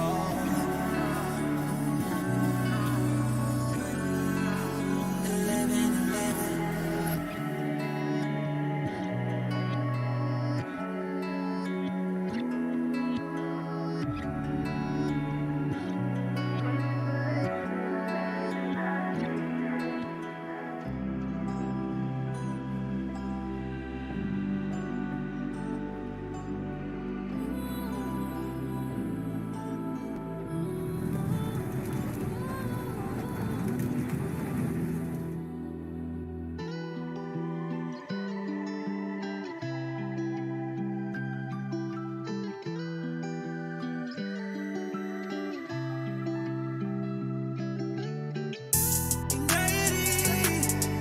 Don't let the pressure get to your head. And now we play for keeps. Don't let it go over your head. Heavy stepper, I got too much weight on this. You can see the diamonds, don't complain on this. We was hustling, you niggas got no say on this. I'm just being honest, I'm moving steady. You came by success, ain't got no sale on it. You know that God did, he never gon' fail on us. Too much people got me thinking I'ma save all this. I know the ops want it, they love this. Two-tone got that bust down like whoa. The streets crazy, they don't love me no more. Not one for pressure, but I'll bang for my bros. Walking in Giuseppe, I'll be 10 on my toes. Welcome all the smoke. Mama pray for me so I won't fall. Walking 10 toes. I be pepping up and nobody knows. Anxiety, don't let the pressure get to your head. You know we play for keeps. Don't let it go over your head. Steady, moving on to greater. Never thought that I'd be ready. She let me, I let her keep her things. She told me, why didn't you just fight for it? All these baddies had too many. I promised that I would've died for it. You just had to fucking let me. Now I'm married to the game, I'm in that. No more chains, I'ma buy me some gold. 3 babies, tryna make room for some more. Life learning lessons, cause you reap what you sow. Walking in Giuseppe, I'll be 10 on my toes. You know I welcome all the smoke.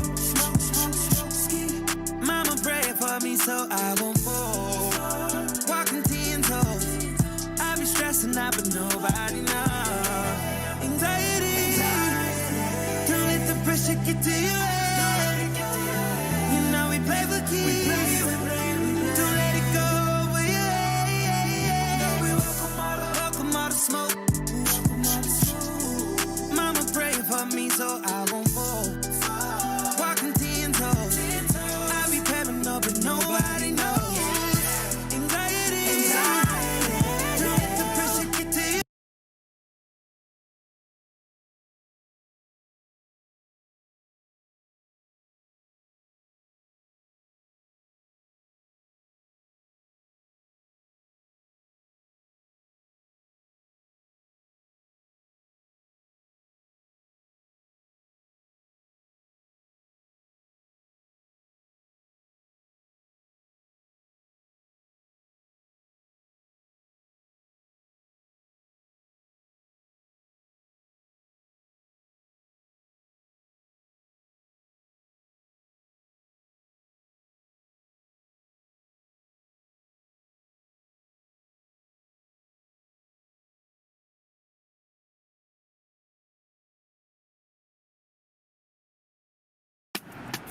Mày up anh ơi. Hey everyone, do you think this is a traditional painting or a digital painting? All guesses in, and it is a traditional painting, painted on wood and everything. But wait, hang on. That was a trick, I apologize. It's actually a digital painting. I had you going for a second though, didn't I? So this video is chock full of tips for achieving interesting, natural, and even traditional looking digital brushwork. The thing about traditional media is, it's organic. When I put a watercolor stroke down here, all kinds of subtle varieties happen. For example, there's more pigment where I started the stroke. While that wash is still wet, here's another color. And look at how the water and pigments interact, giving me color variety for free. Wetness can modify edges. And here's some clean water being spattered in. And look at how those droplets diffuse and grow and affect the pigment. With these watercolor washes dry now, I can put on additional washes. This wet over dry application will darken the washes underneath, but this time hard edges are preserved. Clean water here can help soften edges and create gradients. Of course, we can always switch media, grab some colored pencils. I love a colored pencil's granular texture, contrasting with the smoothness of a wash. Also, I really like using the hardness of a pencil to emphasize edges and shapes. Here's a stiff bristle brush and a palette knife. I can spatter the paint and get different sizes and spacings. Let's switch media again and grab some acrylic paint. The thickness here is maybe the most notable thing, but as that paint runs out, we get a difference of both opacity and texture. And while the paint is still wet and with a dirty brush, I can get all kinds of interesting pigment mixtures and textures. Here's a frizzy brush just with water on it, and while that paint is still wet, I can start diffusing edges and running colors together. Ooh, and look at this. Here's an airbrush. I can glaze a super thin layer over everything. I enjoy changing colors on the airbrush, using masking tools with it. Traditional media, if you've never tried it, is tons of fun. It's fun because variety happens naturally, and it tends to be easier to create interesting brushwork. Now, if you know what you're going for, you can achieve very similar looks digitally. So today I'm firing up the latest version of Corel Painter. You know it's good when there's cats on the splash screen. Anyway, I'll go make a new canvas, and one cool thing I can choose here is the paper. This is a library of textures that your brushes will react to. And brushes are really the bread and butter of Painter. It comes preloaded with every type of media you can imagine. The categories are on the left column and the corresponding brushes are on the right. So I want to show you a helpful exercise for improving your digital brushwork. And I want to be very clear, you can do this with any app. This is a photograph I took of an actual piece of watercolor paper. I'll copy and paste it onto my canvas. I'll name the layer Surface, then go up here and set it to Multiply mode, decrease its opacity to about 60%, and finally lock the layer so I can't paint on it. Now, in most apps, you just make a new layer and start painting, but Painter has different types of layers corresponding to different media. Painter is smart. If I go and grab a watercolor brush and start painting with it, I get a new watercolor layer automatically. So I'll put a few brushstrokes down and look at how it's physically reacting with the paper. Now Painter will treat this as a wet wash until I choose to dry it. It's one of the many benefits of digital media. So changing my color up and adding to this wet wash here. For this exercise, keep things abstract. Don't try and draw anything. If I want to dry this wash, I just right click and there's an option here. And now when I add more watercolor strokes, it'll overlay on top of those washes rather than mix into them. Up here at the top, I can dial in more paper texture, as well as access the unique parameters of my chosen brush. You can also modify its shape. So with those alterations, this same brush now looks like this. And already I'm producing that natural variety that I'm after. Alright, so let's add a different medium to this. I'll just make a regular new layer here. Then I'll go up to the pencils category, and I like this 6B brush. There's enough thickness to it to see the grain in the stroke, which of course provides contrast against the smoother watercolor. Alright, let's expand our texture palette and get some spatter in here. I'll go up to airbrushes and grab this sprinkle brush. No matter which software I use, it's important to me that the fingerprint of the brush be not obviously repetitious. What you're looking for is subtle changes from brushstroke to brushstroke that throw off that digital scent. Now again, a reminder, you don't specifically need Painter to do that. However, Painter right out of the box does an excellent job with this stuff. It makes getting natural and interesting brushwork easy and fun. Okay, so I'm going to go ahead and collapse my painting layers down, and I'll make a new thick paint layer. Then I'll go and grab one of these thick paint brushes, and while this new texture is interesting, it's too uniformly opaque. I want it to interact more with the painting beneath. So I can right-click the layer and convert it to a thick paint layer, which just means my thick paint brushes will interact with the painting I've already done. So to complete this little brushwork exercise, you just want to get to the point where you feel like you've created a full range of textures, edges, played with various brush types, and generally have something that contains enough variety to hold your interest. The late great Richard Schmid said something I'll always remember. He said that painting is often less about the physical subject matter and more about how you filter it through the language of painting. And this is the point where you want to look at what you've done and analyze the visual vocabulary you've created. For example, this area here. I see a shape that looks like this. Now, the key is, it's not defined like this. It's not totally solid. There's a hard edge here, and then the shape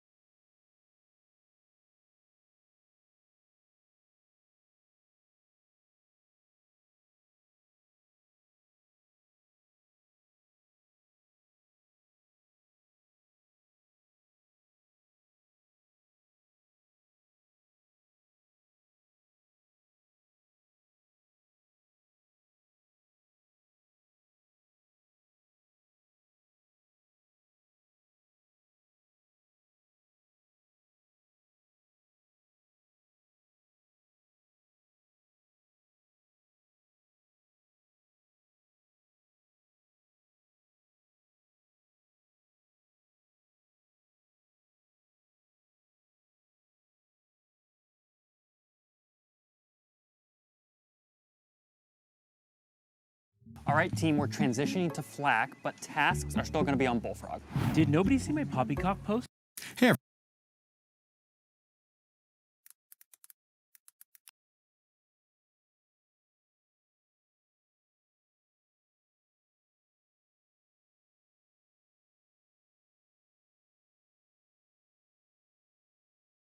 Một tựa game đến từ NCSoft là tập đoàn game đến từ Hàn Quốc, nổi tiếng với những con hàng đình đám như Ion, Blade and Soul hay là Guy War. Cùng VNG Game, đơn vị quen thuộc với cộng đồng Việt Nam. Riêng với nhà V thì anh em còn xa lạ gì nữa. Server luôn ổn định, hỗ trợ người chơi rất tốt. Và họ đã tạo ra một cơn sốt, một vụ nổ khi độc quyền phát hành tựa game mới mang tên Lineage 2M, dành cho anh em yêu thích thể loại game hardcore cây cuốc cùng đồ họa đỉnh cao cũng như nhiều chế độ chơi mới. Thì đây là thứ khó lòng mà có thể bỏ qua được rồi. Lineage 2M là một thế giới giả tưởng được lấy cảm hứng từ phương Tây. Ở đây, bạn cùng 9.999 người khác có thể tập trung lại tại một địa điểm. Không biết thống kê đâu ra mà có con số to như vậy, nhưng tất cả các bạn đều sẽ được tham gia vào những trận va khổng lồ với quy mô còn lớn hơn số cúp C1 của Phấn Đảo. Nếu mỗi người trong chúng ta đều tự hào khi được sinh ra là một người con của đất Việt, thì Lineage cũng có niềm tự hào của riêng họ. Mặc dù không hào hùng lắm, nhưng đây là tựa game vô cùng hào sảng khi sở hữu đồ họa 3D hoàn chỉnh ở độ phân giải là 4K Full HD, thông số mà chỉ xuất hiện trên những con màn hình đắt tiền, nét còn hơn cả gái TikTok, tự tin là thể loại MMORPG 3D đầu tiên trên di động. Nếu anh em chưa biết quả tên dài dài tây tây kia là cái gì thì MMORPG hay còn gọi là game nhập vai trực tiếp làm nhất mà anh em có thể tưởng tượng ra.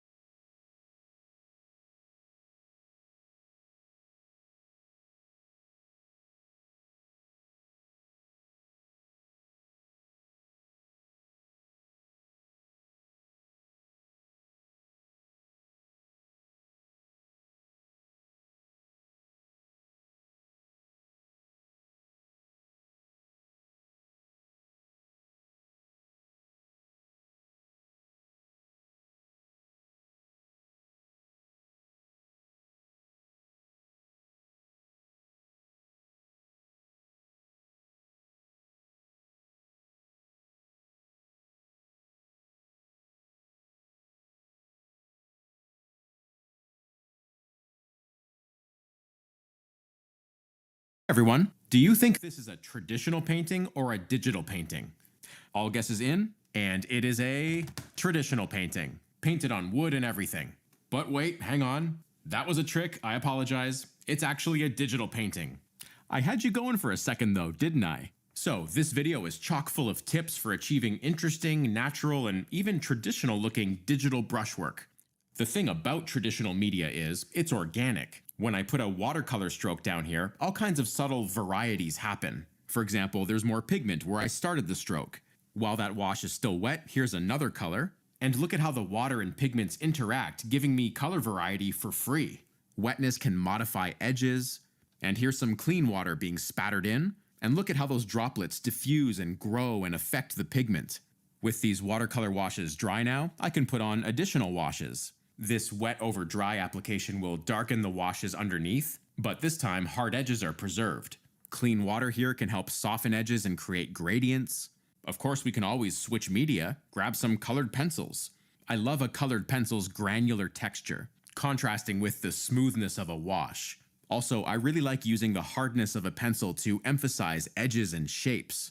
Here's a stiff bristle brush and a palette knife. I can spatter the paint and get different sizes and spacings. Let's switch media again and grab some acrylic paint. The thickness here is maybe the most notable thing, but as that paint runs out, we get a difference of both opacity and texture.